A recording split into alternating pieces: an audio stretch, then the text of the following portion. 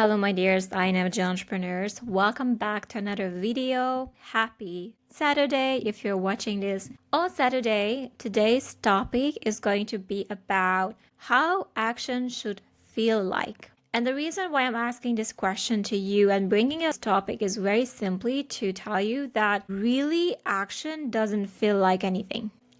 So I know that many of us have like these ideas in our head, this build up thing that, oh my God, this is so scary. I'm going to put myself out there. I'm going to send that message. I'm going to ask the client to work with me.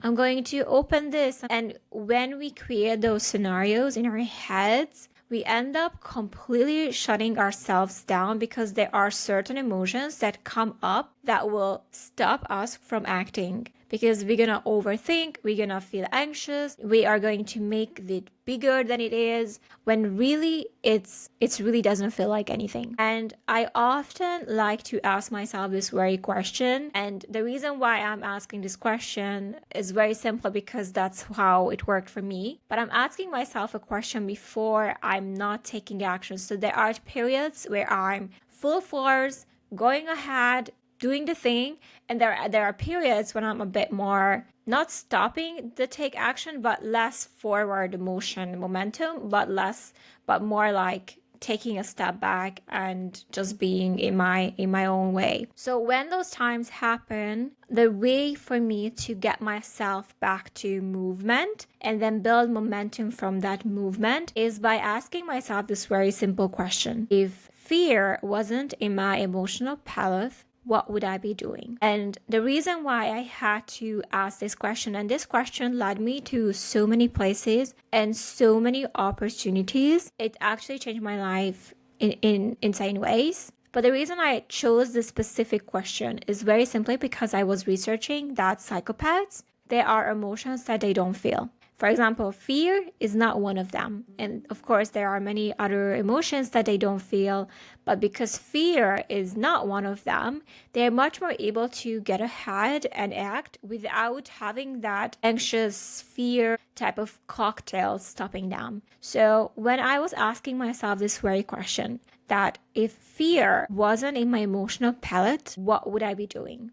And this question has given me answers. And if you ask yourself the same question, let's say you are just about to sit down, do some work, whether it's get more clients, whether it's get more momentum, whether it's post something, create a video, whatever your action is that you need to do, whether it's making a phone call, if you want to open your own store, like again, INFJs, we are in so many different industries. I don't like to generalize, but whatever your action is, try to ask yourself this question and see what type of answers you come up with. If fear, maybe you can start like this. If I was a psychopath and fear wasn't in my emotional palette, what would I be doing? And I remember taking this question to the INFJ group, and maybe I can pull the answers still to you guys to see. And some of the INFJs took the question the wrong way, and they're like, talking about bad stuff. What would they be doing? But really, I meant the question as like what would you be doing? It's like what courageous thing you would be going, or what would you be pursuing? Who would you be talking to? What questions would you be asking? Which room would you put in? What requests, what video, like what would you be doing that's currently something you're not doing? So I invite you for this week. I don't want this video to be like a super long one, but this week I invite you to think about that question and grab your notebook and write down the answers. If fear wasn't in my emotional palette, because I'm a psychopath, you don't have to say that part, but if fear wasn't in my emotional palette, what would I be doing in my business? What actions would I be taking? And I want you to think about it. Like really write down everything that you would be doing. I would be showing up this way. I would be asking that question. I would put myself out there. But don't make it like vague.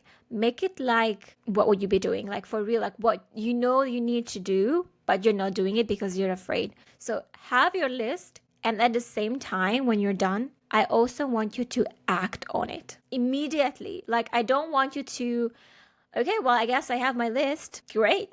Now what? I want you to, on the moment, act on it. at least start acting on some of the things that you have on your list. Start momentum. Don't overthink. Because what happens is, if you're like, okay, you know what, I would ask this person this question if I wouldn't be experiencing fear. And I would take some courage and I would do this, and I would invite people to work with. I don't know what it is for you guys, but I want you guys to ride that wave immediately. Instead of thinking, hey, like, oh my God, this is scary. Like, almost like, oh, the fear is back again. This feels like impossible. Like, what do you mean? Oh my God, this is so scary. I want you to not even go there.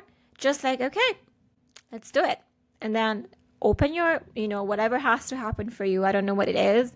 Make the phone call, book the thing. Want you to guys to not overthink. And it's very important for you to do this. And I'm going to include a reference to a book that you should read. It's called 5-Second Rule by Mal Robbins. And side note, I am meeting her in person in June. So I'm excited to chat with her and have a photo together. I also go to her book tour event. Side note, again, I don't want to brag, but it's just so exciting to me. But basically, the 5-Second Rule book is about how when you have an idea to take action, you have 5 seconds to act on it before your mind completely shuts you down. And that's why we need to act immediately. So you have 5 seconds, 5, 4, 3, 2, 1, go.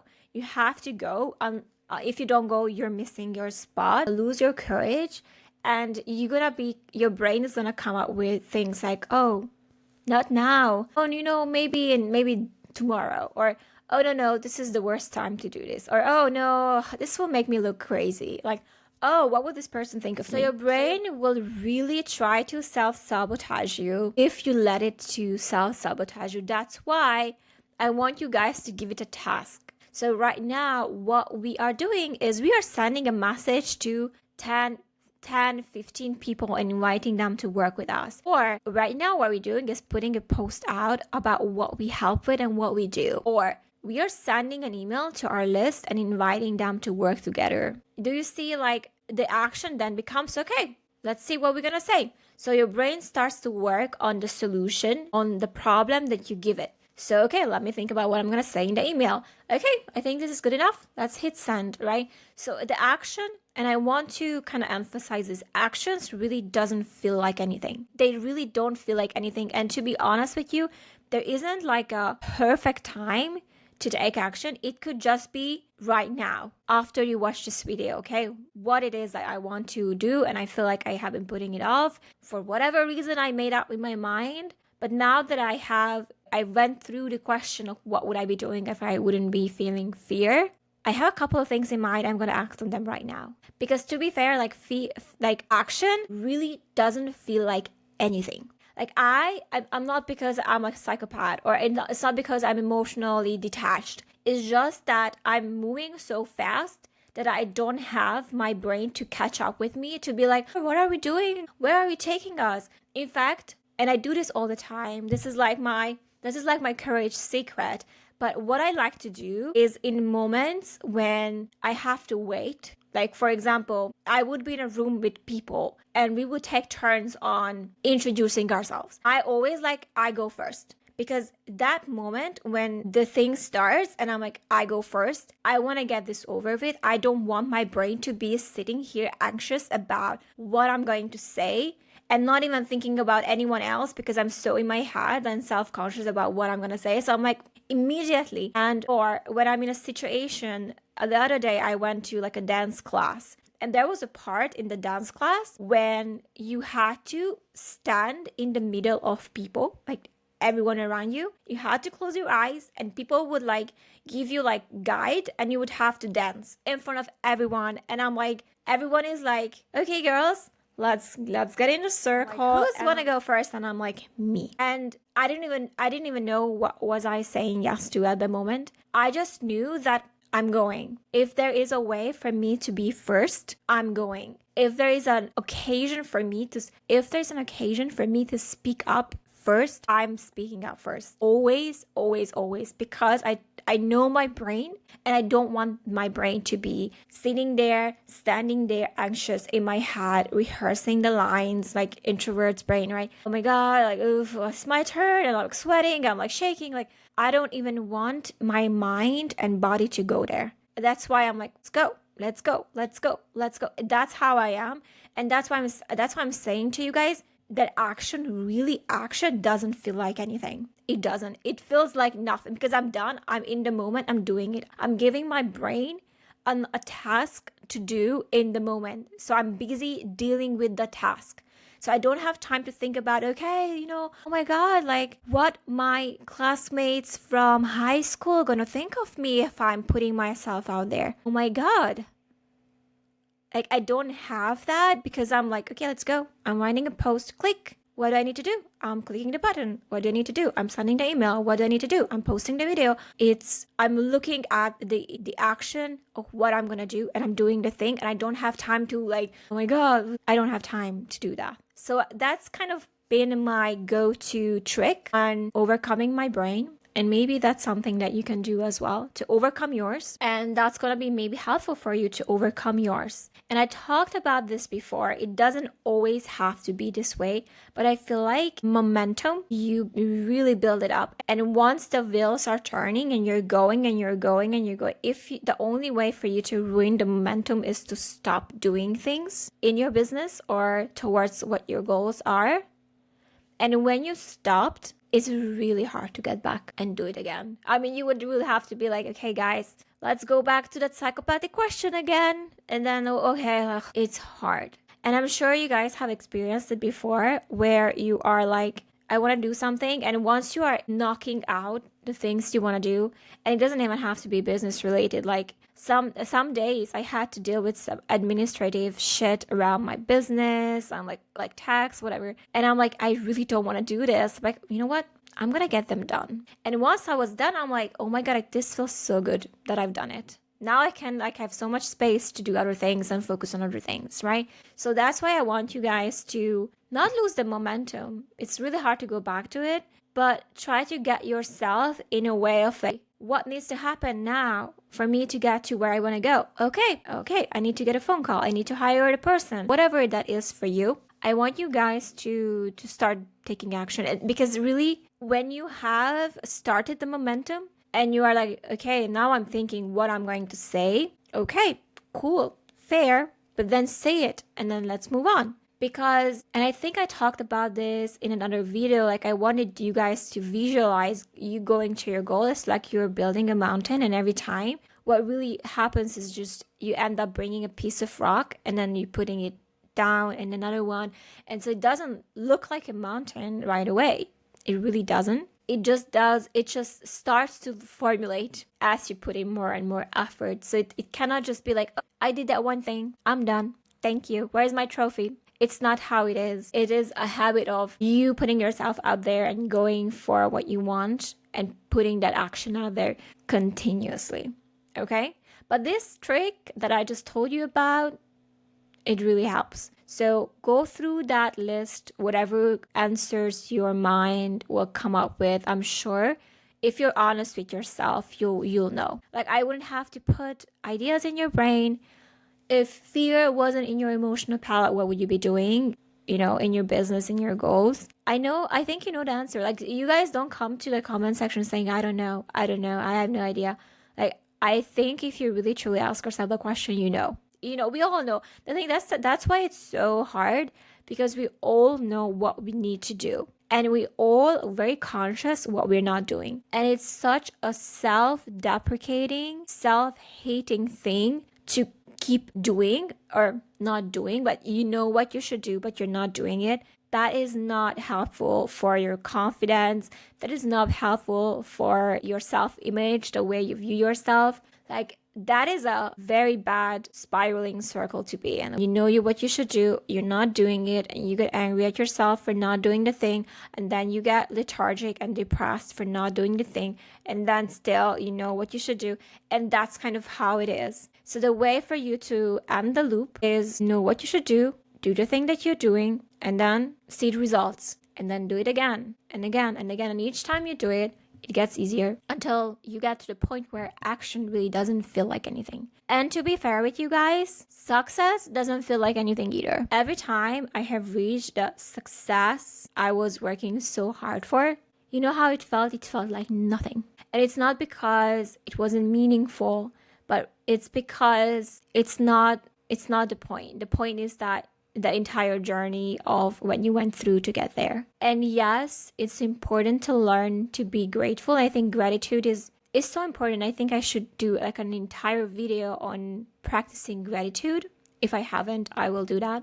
But really, success doesn't feel like anything. Because sometimes by the time you went through like so much effort to get to where you want to go, you're gonna already move on to the next one. And you're gonna be like, oh my God, I wanted this for the longest time and I finally have it.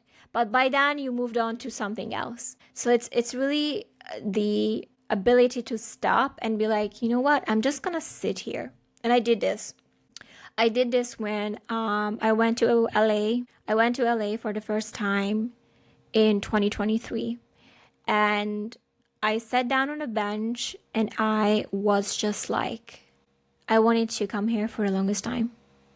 I'm here, I'm looking around, I'm really taking everything in, and it's so good. It's good to be here. It just feels so fulfilling and grateful. No, I just felt so grateful at the moment because I stopped myself to sit down on a bench in LA, in downtown LA, in a park, to just be and just to really think about, wow, like I used to really want this. Like I'm here now. This is crazy. What's my life? What has been my life? I can't wait to see the rest of it unfold and wow. But that was a conscious effort, frankly, because otherwise everything doesn't feel like nothing. And I think incorporating those moments of just sitting down and, oh my God, I used to want this goal and now I have it. This is insane. What's my life? Like, I'm so grateful. It's crazy. So that is a conscious practice, guys. Like, that's not something that you feel by yourself. You don't feel anything because even when you reach your goal, it like doesn't feel like anything. And I think that's the fallacy around reaching goals. Like, there's an entire theory about it that people think that if they reach certain goals, they're going to be happier or more fulfilled, or it's going to feel like great and they're going to be on top of the world and oh my God, it's crazy. And it's not always the case. And even if you feel good because you make conscious effort, like it is really that remembering of like, wow, I used to want this really bad. I can't believe this is my life now. Like that's kind of all you can get from your goal. So it's not about the goal. It's about the person that you become through pursuing your goal. It's about building yourself. It's about the skills you learn. It's about everything incorporated to one that is what it is, you know? And it's not the goal itself. But yeah, I'll talk about gratitude in a separate video and the practice of gratitude. I think that's so important. So I really hope that this long-winded video helped you guys and you will be able to, you know, effectively go after your goals without letting your brain shutting you down. Try the question. Let me know in the comments how you did.